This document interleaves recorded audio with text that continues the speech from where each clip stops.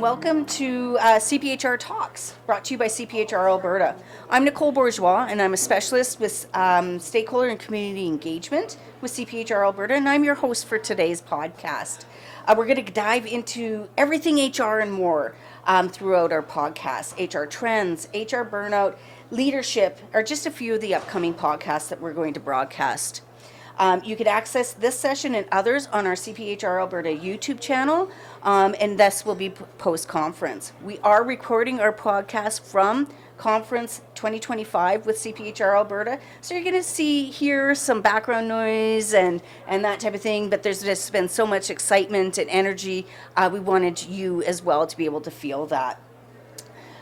With me today is really exciting. We're going to talk a little bit about job architecture.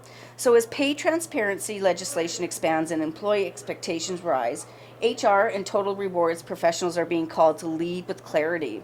Today we're joined by someone who's doing just that. Arron Dobson, partner at Laulima Consulting and a seasoned expert in compensation strategy and architecture. Arron, welcome. Thank you, Nicole. Yeah. Happy to be here. Great.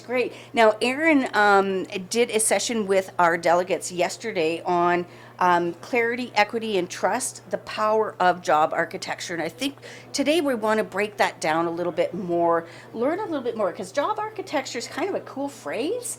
You don't hear it that often, but I feel like it is a true essence of what start to finish a job is. So can you maybe delve into a little bit about what job structure and job architecture is and why it's so hot right now? Yeah. So I think that job architecture in its essence, and we talked a bit about this in our session, it's really the backbone to a successful HR strategy, right? When you have it in place, it can really underpin and enable a number of your key HR functions, and it's because you've organized your jobs in a way that makes sense to the organization. You've defined what work exists at what level in the organizations, what skill sets you have existent within your organization. And so once you're able to map that out clearly, it supports succession planning, it supports performance management, it supports being able to provide more transparency to your broader workforce and your employees about the programs that you have and how they work. Wow. So does it also look at, rather than a job hierarchy, really how you can deploy different skill sets within the organization a little bit differently rather than them being set in one role? Is that what? So I think the benefit of a job architecture is that you have your career streams in place, right? So that's talking about, are you responsible for leading people or are you responsible for contributing to your own individual expertise? Levels is the second part. So how many levels of work do you have within your organization, right? So an entry level contributor, experience, senior, manager, director. Right. And then you have your job families and subfamilies that say, what work exists in our organization, right? And what skill sets do we have? When you have that clearly mapped out, you can articulate to an employee, what does that promotional path look like for me? Right. Is it up? Do I need to become a manager in order to grow my career? Based on the skill sets that I have and the competencies that I have, can I move laterally to another department, right? And be utilized there or be upskilled to take on another opportunity within the organization. So job architecture really gives you that framework to, again, understand how a role fits within the broader context of the business. Right. But also, what are those opportunities for mobility? Right. And does it also help organizations identify big gaps as well that they don't have, so that talent acquisition all of a sudden becomes part of that strategy as well, right? Yeah, absolutely. From a talent acquisition or succession planning, you have an understanding of what roles exist where in your organizations, what skill sets you have, and then therefore, from a succession planning, what gaps do you have, right? And so what learning and development opportunities do you need for your folks in-house, or do you need to buy that talent and bring it in externally based on your business direction? Right. And from a talent acquisition standpoint, when you clearly have the expectation of the role identified for what it is you're looking for and the skills mapped over, it really helps to support better hiring decisions. Right. Making sure that you're bringing in people that are going to fill in the gaps that you currently have on your team. Fantastic. So how do you work with leaders or organizations who perhaps aren't necessarily living that kind of model that, or that traditional, they did a good job, we move them up, we have a role, we put the standard job posting out. How are you working with organizations? Like, what is your advice to HR professionals? I think our advice is that structure provides clarity. Right. Right? And so that's really what we're seeing from an ask from employees, regardless of whether there's transparency legislation or things in place.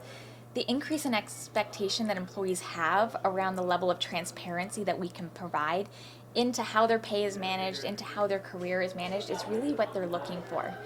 And so we say, like, start simple and scale. Really start by defining something like what your career levels are, and roll that out to your organization, right? Roll that out to your managers, roll that out to your employees, provide the clarity around that, Right. and then build on that over time, right? Starting simple and scaling is, I think, the easiest way to go, because a lot of organizations have some of these fundamental key components of a job architecture in place. It's really like, how do you pull it all together in a way that you can then communicate it out consistently to your workforce? Excellent. And that was taking me to my next question. You just mentioned about employee expectation and what they are really looking for in that role.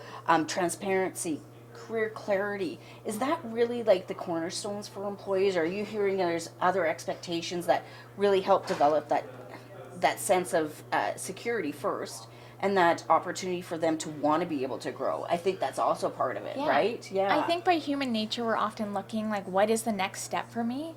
And being able to understand, is there an opportunity for me to take that next step within my own organization? Because if it's not there, I'm going to look externally. Right. And if I not being told anything, I may just assume it's not there and may start to look externally. Right? And so we all build these narratives based on the lack of information that we're provided. So the more information you can provide, I think the more clarity and the more individuals can see how they could potentially grow their career. Absolutely. And as part of that, then also, I think you mentioned upskilling before. Doing some leadership development, or if it's an entry level individual, or they're just starting with the organization, showing that they are these different opportunities, because what they do matters, right? Yeah. What they do, we care about, because it's going to impact our organizations. Are you seeing that as part of that job architecture piece? For sure. I would say it's one thing to build a framework. It's another thing to successfully implement it and have the business adopt it. Right. And so the change management, the communication, the equipping your managers and leaders with the skills and the toolkits and the frameworks in order to consistently and clearly articulate this is so key. And I think there's so much that goes into bringing our managers along for the ride and the journey, for them to understand the benefits of the structure you have in place, how it all links together, creating that common language between HR and the business that can then be deployed into conversations with your employees. Absolutely. And your managers are all part of that, because they're growing, they're learning. So it's not just the managers managing this either, right? It's about their development and bringing their people up, and it coming from the top down too, isn't it? Yeah, you want them to feel like they have the information that they need to go into these conversations with their employees with confidence. Right? That they trust the system, they trust the process, that they understand how your frameworks work, and then they're able to articulate that out to their staff. Right? Yeah. And what would you think, or what have you seen as some of the misconceptions from managers, leaders, employees about job architecture or job leveling even? So I think that some leaders think that structure means lack of flexibility. Right. Yes. But rigid and processed. I would say it's the exact opposite. When you have foundational structure in place that makes sense, you still have the ability to have the flexibility to administer and to use the structure, right? A structure is going to put in place to say, okay, maybe these are our parameters for how we want to pay a role within our organization, right? But here's a salary range, connect it to market, but you still have flexibility to say, okay, but based on your performance, based on your tenure, based on your skill set, based on it being a critical role in our organization or a hot role in the market, we have flexibility within there to say, okay, but what is the right compensation for this person? Right. And so it's building that into the system. And I would say that overall, the biggest challenge that I think organizations sometimes have around job architecture is that sometimes as HR, we want to get everything right and we want to get everything perfect. And so we build it behind the scenes. Right. Right? Yes. And want to get it 100% right before we roll it out. And I would say it's going to be something that's going to be living and breathing, right? It's going to evolve as your organization evolves. And the organizations that have the most success, where they're able to maximize the benefits of their job architecture, are those that bring the business in at the forefront. Right. Right? They bring them in along the way. They engage them in conversations about the benefits of what a job architecture could be and having more structure, right? They link it to the pain points that their leaders are having. And then they really validate the architecture with their business and with their leaders. Nobody knows the business better than the business than they do, right? Yeah. So bring them in to say, is this the work that exists within your organization, right? Is there anything that we're missing here? Is this how you differentiate between your expectations based on levels of work within your own Right. teams? Yeah. And so having them have the opportunity to weigh in and to validate and to build out something that is going to make sense for them, it just leads to way higher adoption rates, I would say. For sure. And so, are you seeing a translation of job architecture, and pay transparency, and how is that helping organizations stay compliant legislation-wise? Yeah, so as we all know, lots of pay transparency legislation steadily expanding across Canada. And what fundamentally, I think, there's a compliance exercise, and sometimes our mind goes to, okay, new legislation comes out, what is it that I need to do to be compliant? Yeah. But I think that's a missed opportunity, right? It's this new expectations around transparency, these new legislation is coming out. So how do I build the infrastructure in place so that I can have credible and meaningful conversations with my employees, right? Regarding pay. So I'm able to justify the rationale for why you got the raise that you got, or why your pay is deemed competitive, right? Based on your skill set and your role within the market, and know that there's thoughtfulness that's put behind that. There's equity that's built into those decisions. And so then I feel confident that I'm able to communicate that out to my employees and to really have those conversations about the why your pay is what it is, what your potential opportunities look like, what it is you need to do to either increase your earnings or to get to that next promotion. Wow. And are you seeing, and I know you do a lot of consulting as well, small, large, medium-sized organizations. What are you seeing with your clients? Like, what are some of the biggest pinch points? And like, I guess maybe it's where are they at that they've come to you or Laulima, or like, and are starting to talk about job architecture, and like, is it just this isn't working? Like, how are they coming to you? Yeah, I would say there's a number of ways that organizations come. Sometimes we look with global organizations and it's like internal mobility and consistency is something key for them. Right? So how do we build a structure that allows us to move people from country to country or location to location, but really understand how the work all comes together? We have other organizations that are trying to have more clarity and transparency. So in order to do that, they need to have structure so that they can have rationale behind their decisions, right? Sometimes we have other organizations where it pops up in things like job titles, right? Like, we don't know what it means to be a manager. It's different in every group. There's misalignment. There's new jobs popping up every time. There's no meaning to our titles, and so it comes from things like that where they're feeling the pain point, and it all comes because it's out of them not having the structure behind it to support the consistency, whether it's in their job management and creation, in how they utilize titles and roll out their nomenclature. Wow. So it's kind of all over. It depends on where the organization is at or where they're feeling a gap, for sure. You're a CPHR designated. Yes. What would you tell your fellow CPHRs or HR colleagues about job architecture, that if they're not maybe being consciously aware of it, that to start looking, or maybe starting in that concept, Arron? What would you give as advice? Yeah, I think that I'm just somebody that believes in having structure in place as a way to support just so many other ancillary HR programs and mechanisms, right? I feel like if you have your house in order, you have the foundation in order, it's so much easier to provide clarity across your different programs, right? And so I think that they are all interrelated. I don't think that we can take a look at talent acquisition or learning and development or compensation in isolation. Right. They're all connected. They all need to work together, and they all need to make sense in terms of selling what your employee value proposition is, in terms of articulating to employees what their potential looks like, right? What the value is of your organization to them, what their opportunities are. And so they're all interrelated. Right. And so that's why I think having your house in order and that foundation is such an important kind of first step. Right. And if you're an organization that's starting to make that shift and be very dedicated and seeing those gaps and saying, looking at, we need to start looking at this a really different way, job structure, the architecture, right, of the organization, because it's not just roles, it's really the entire organization. How are we communicating that to existing employees?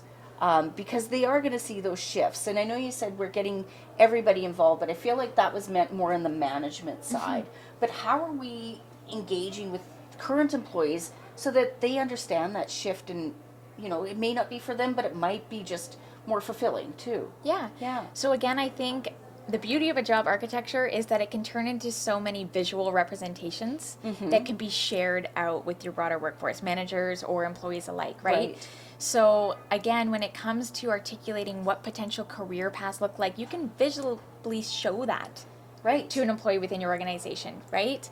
When it comes to, having structure in place from a compensation perspective, knowing that we're all leaning towards more transparency, I don't think many of us are at the point of, okay, let's go share all of our ranges with an organization, but being able to articulate, like, here is your salary range, and this is what your earning potential looks like, and as you look to move forward and you want to get promoted, right, this is what your next opportunity could look like, and this is what the compensation opportunity could look like with that, right? So just slowly revealing additional information that is common to what it is that they're looking for, right? When they're trying to determine what does the next 3 to 5 years look for me, because I think we're all trying to say, okay, part of us, we're happy in our role now, but by human nature, we want to advance, we want to grow, we want to try something new. And so, our organization's helping us map out what that could look like is great. Yeah, and could create retention. Oh, absolutely. More loyalty, because we hear that, a lot of employers are like, loyalty isn't part of the job scope anymore. We are generational hiring. We find at least some of the statistics are, the younger generations, because it's value driven, they're looking for their worth. They're looking for organizations that recognize that, which I think is what we're talking about truly. Yeah. And they're exiting organizations at faster rates. So I think that it makes sense as an organization to take that step back and say, how can we do things a little bit differently, and maybe not the whole, but being able to have that step back and say, we'll start here. Yeah. And if they were to start, what would be your, if organizations are being very conscientious, what would be a 1-point start? Honestly, I think it comes down to communication, right? And that increase in transparency. I don't think that employees expect us to have it all right, but the more that we can share, even if we're saying we don't have that built out yet, but do you know what? That's something that we can work on. I think the absence of information leads to sometimes some mistrust. So being able just to communicate more openly, provide that level of transparency, have open conversations about what you do have, the value of what you have, right? The value proposition. So many times I feel like employees think the grass is greener on the other side, mostly because they just don't fully understand, the pasture that they're in, right? Yeah. And so again, it's just enhanced communication about all of the things that you are doing, right? Yeah. And just broadening that level of awareness. Absolutely. And again, working with clients, what's some of the typical feedback that you are hearing from employees after implementation? So when the companies are coming back, or as you're working with them, what is some of that? Because we know things get done at the ground level. Yeah. Can you share some of that? Yeah. I think that A key thing is that when we talk about engaging the business and things along the way as you're building, it's also identifying who are those employee champions. Right. Right? Yes. Who are those people that are in the business that you want to bring in early, that again, you want to validate, you want to test, you want to hear on the ground what is the reaction.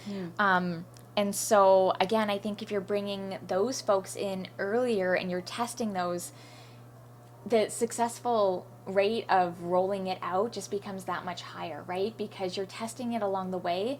Again, knowing it's a living, breathing thing that's going to evolve as your organization evolves. But overall, common theme, and I don't want to sound like I'm repeating myself, but employees are craving more transparency. So the more transparency tends to lead to more trust, right? And it's a positive environment. Right. And so I think it's just not knowing that you may not have all the answers, but you're just sharing as you go along and that you're all part of the journey. Yeah, absolutely. And that's so well put. They're all part of the journey. Because we all can see examples from places we used to work at, or where there's breakdowns, or we just didn't feel aligned, or why did that person get the opportunity and I didn't? This job architecture just feels like it's clear for everyone, that transparency. If I am wanting to move up, I know my path. If I'm happy where I am, because we need those individuals as well, I know I can still grow. Yeah. There's still those opportunities. I don't need to move up title-wise or hierarchy, but I'm still growing as an individual and as an employee. Yeah, absolutely. Right? Yeah. But also having that, again, clarity and consistency at scale. So it's less reliant on, I know what my opportunities are if I sit in this business unit, but I don't if I'm in this run, right? Right. And so removing that element of solely being put on whether potentially you have a good manager who's more forthcoming versus one who's not, really having the broader architecture that is more transparent about just what the opportunities are within the organization. Wow, fantastic. Arron, for our listeners, and Laulima Consulting has been a sponsor of CPHR Alberta Conference 2025. Can you tell us just a little bit more about Laulima and the clients you work with, and just some of the work that you do, just to give our listeners a little bit clarity? Yeah, absolutely. Maybe they would like to reach out and learn a little bit more too. Yeah. Always happy for folks to reach out. So Laulima Consulting, so as I mentioned, we've only been around for under 2 years now, but we come with a breadth of knowledge from both in-house and consulting, right? And we are actually existent all across Canada.